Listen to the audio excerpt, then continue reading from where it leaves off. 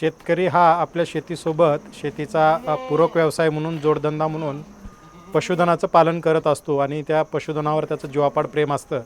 आज Vadgaon Nimbalkar police station या ठिकाणी चोरीच्या दाखल असलेल्या गुन्ह्यामध्ये जप्त केलेलं पशुधन शेळ्या आणि बोकड हे शेतकऱ्यांना आणि कष्टकर्त्यांना परत करताना आम्हा पोलिसांना आणि आम्हा सर्व टीमला अतिशय आनंद होत आहे।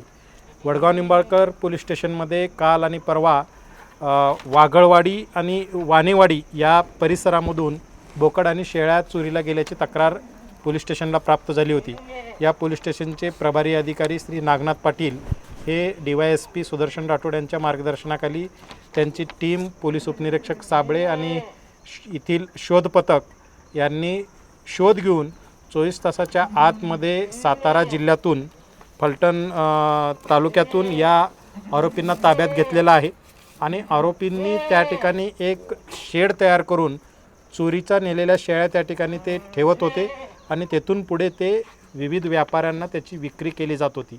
तेथील सर्व जप्त असलेल्या एकूण 18 शेळी, 10 बोकड आणि 4 लहान पिल्ले आणि या गुन्ह्यामध्ये वापरण्यात आलेली एक पिकअप गाडी हे सगळं या गुन्ह्यामध्ये जप्त केलेलं आहे। त्यासोबतच या पिकअपमध्ये ते शस्त्रास्त्रेसुद्धा वेगवेगळ्या पद्धतीची कॅरी करत होती।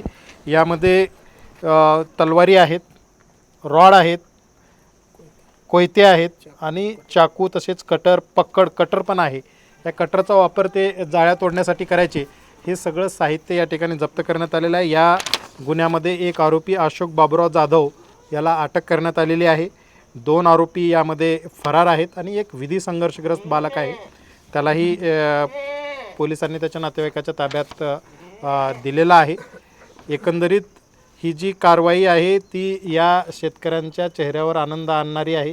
मुळात यातील जे पशुधन चोरीला जातं ते पुढे लगेच व्यापाऱ्याला विकलं जातं आणि ते कधी परत मिळेल का नाही याची शक्यता आणि शाश्वती कमी असते, पण यामध्ये 24 तासाच्या आतमध्ये कारवाई झाल्यामुळं हे पशुधन परत हस्तगत करता आलं आणि आज त्यांना परत देता येतं, याचं एक वेगळं समाधान या ठिकाणी आहे। धन्यवाद।